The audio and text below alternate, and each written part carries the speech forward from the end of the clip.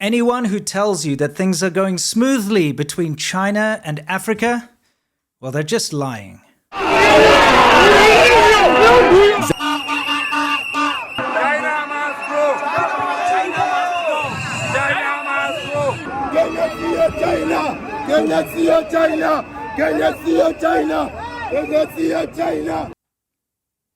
So if you want to know how African people feel about China, well, how about you ask an African who has a lot of experience living in China? How about you ask me? I am African, I am South African, and I've seen how China operates in Africa. And I'm going to tell you a little bit about it. And I'm going to tell you why, yes, on the political level, you'll always see the presidents and the governments around Africa and China playing nice and pretending everything is okay and patting each other on the back. But in reality, Africa and China don't get along. So you're out on a date, and it's at a nice fancy restaurant. And it's time to pay, but you whip out this fat, massive, unwieldy, horrible-looking wallet and throw it down on the table. That's not going to impress anyone. It's time to slim down. And Ekster's got you covered. Sleek, stylish, high-tech, and at the press of a button, you have access to all of your cards. I absolutely love my Ekster wallet. My wife loves her Ekster wallet. Everybody I know who's gotten an Ekster wallet loves their Ekster wallet. Don't be that guy carrying a boat anchor around in your pants. It's time to upgrade. Go to shop.ekster.com/SerpentZA and you'll get a fantastic discount. And use the code SerpentZA when checking out to get an even further discount. Seriously, you won't regret it. Go and get the most badass wallet in the world. Go to shop.ekster.com/SerpentZA. And now, back to the show.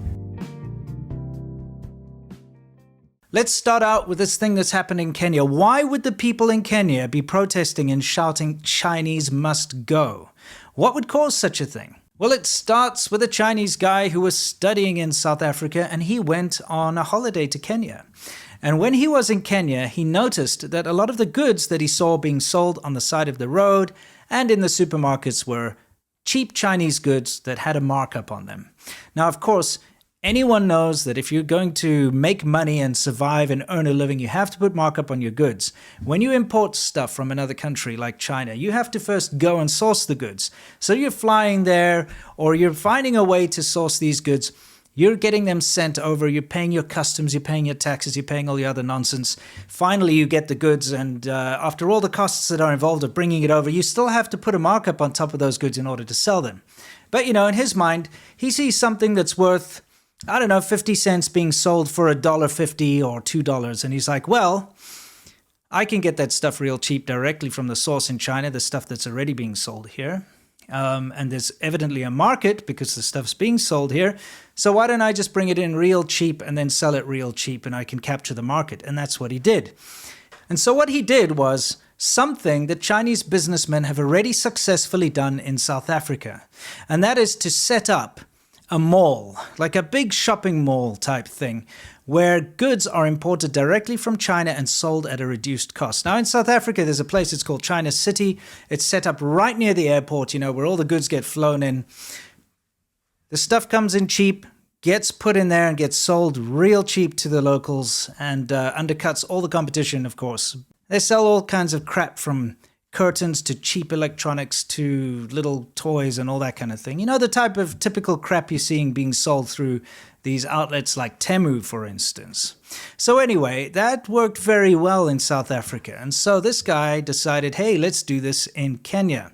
So him and some of his presumably the Chinese government connected buddies, because if you dig deep into this, he's only a 1% holder in this. He's supposed to be the owner of the whole thing, but there's actually a Fujian-linked company. It's got the Fujian something or other company that actually set this all up and are 99% owners of this whole venture.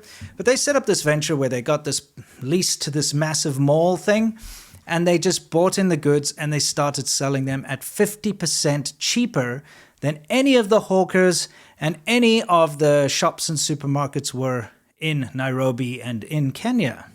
Now, you have to understand how upsetting this is to the local people. the traders and the hawkers and the retailers and the wholesalers and all these people in Kenya that were making their living out of selling these goods that they went through the effort to source in China in the first place and create a market for, suddenly all got affected by this, because now people, rather than buying from them, of course, they'll just take a trip down to this mall and buy everything at 50% cheaper. I mean, why wouldn't you? Anyone, if they're faced with the choice of buying something for less money, the same product, of course, they're going to go there and buy it for less. But it's incredibly unfair because the Chinese businessmen use these loopholes that I've spoken about before when I spoke about the whole Temu situation. They use these loopholes and they get the stuff shipped in containers for free or almost nothing because it's subsidized through the United Postal Union, subsidized through Chinese government initiatives. And if you are a Chinese company in China that's got links to the government and so on, you can take advantage of all of these developing, nation status things to ship things almost for free across the world. So that's something that these hawkers and these retailers that bring stuff into Kenya cannot do, and they cannot take advantage of. So, of course, the stuff arrives in Kenya at a much cheaper rate than anyone else can get it in there. And then they stick it in this big mall, they make a profit, and everybody else suffers. Now, of course, the Kenyans weren't going to take this lying down, and all of the hawkers and all of the traders, they got together and they protested and they went out on the streets. And it actually resulted in that big venture being shut down indefinitely. And this is a massive win for the people of Kenya.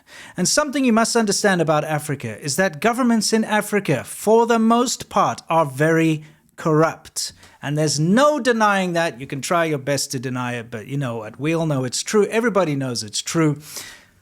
And when corrupt governments deal with China, which in itself is full of corruption and kickbacks and connections and guanxin, that's how it runs. I've seen it with my own eyes. Everybody knows that's the way it runs. When these two meet together, it's kind of like mafias shaking hands. They're very happy to work with each other because they operate in very similar fashions. This, of course, has an incredibly detrimental effect on the people of those countries because the governments are the ones in charge. The governments can make all the decisions. The governments are corrupt, but the people cannot change that. So, of course, the government officials know that they'll get millions of dollars, they'll get fancy cars, they'll have lots of money, they'll be able to do whatever they want because of these lucrative deals with China. But the average person on the street sees nothing of that and actually suffers even more because of these corrupt deals. I'm going to give you some examples of that. The African Union building that was built by China at a cost of 200 million. Now, of course, it was a very good play on the part of China to do such a thing. They built this beautiful building for the African Union in Ethiopia, and everything seemed all good and well until it was found out that it was actually bugged with surveillance equipment. So what was happening is they discovered microphones in the desks and in the walls of the building, and they also discovered that between 2012 and 2017, every night the servers were uploading all of the data that had been collected and had been on the network. Everything that had been done was being uploaded to Shanghai every night. After this was discovered, it actually took a year before any of this information came to light. And that's because the African Union, who actually denies that the building was bugged, independent reports and cybersecurity experts and all of that have confirmed that this was the case. But the African Union and China both were like, no, there is no bugging equipment in there. Oh yeah, whatever, microphones in the walls and desks, that's not surveillance, that type of thing. But of course, the African Union knows that to disrupt its relationship with China is much more detrimental than exposing these underhanded tactics that the Chinese government uses in Africa. Chinese operations in Africa have been incredibly detrimental to the environment in Africa and to people's lives. I'm not just talking about the forests that are being cut down. I'm not just talking about the fish that have been outfished around the seas of Africa by Chinese fishing companies who come in and they do these underhanded corrupt deals to get their fishing boats registered as local vessels, and then they use them to just strip mine the seas, for lack of a better word. I'm not just talking about the illegal gold mining and other kinds of mining that just destroy the landscape everywhere and just leave the landscape bare and barren and fallow. It's terrible. I'm also talking about the wildlife. traditional Chinese medicine demands has led to the extinction or near extinction of many rare animals across Africa. You know, you hear about all this poaching for ivory, you know, save the rhinos, save the elephants, all that kind of nonsense. Well, that only exists because of this incredibly high demand for ivory and other specific animal parts, pangolin scales, things like that, from China. And when you have an unregulated demand from a population as large as China, well, you could do the math. These poor creatures don't stand a chance. I'm always flabbergasted by the attitude most of the world has towards China. The fact that most people do not see China for what it is, which is a neo-imperialist country. They're doing colonialism in Africa. They're doing the kind of thing which by now I think everybody around the world has realized is the wrong thing to do. Colonies are a thing of the past. But here we see China repeating the same sins that have been condemned for generations now. We need to not only keep a close eye on China, but hold them to the same standards that we hold ourselves. If we're going to call out any country in the world for doing something, but not call out China for doing the same thing, then we're making a mistake. China right now is doing terrible things to the environment. They're doing terrible things around Africa. They're doing terrible things with their debt trap, colonialism around the world. They're doing terrible things when it comes to aggression within the South China Sea area. They're doing terrible things when it comes to espionage, IP theft. They're doing terrible things by helping countries avoid sanctions and completely defeating the whole purpose of an international community. They've done terrible things covering up and muddying the waters surrounding the COVID pandemic, leading to a lot of unnecessary confusion and death. China needs to be held to the same standards. Now, the way you can keep up to date with what China's doing is by following my live show every Friday. You may be familiar with my videos that focus on China, but if you want up-to-date coverage of China, you should join us every Friday on the China Show. I've been doing it for something like 3 years now, and we cover the latest news. We have different segments on what's new, on the Soft Power Hour, where we talk about how China is trying to change your mind through the media, through internet, through all sorts of means. We also take a look at all the other funny things that are going on. It's a lot of humor in the show. There's a lot of seriousness. We focus on all sorts of interesting things when it comes to China subcultures, China in the international news. It's a fantastic show, and I would love all of you to join me there every Friday.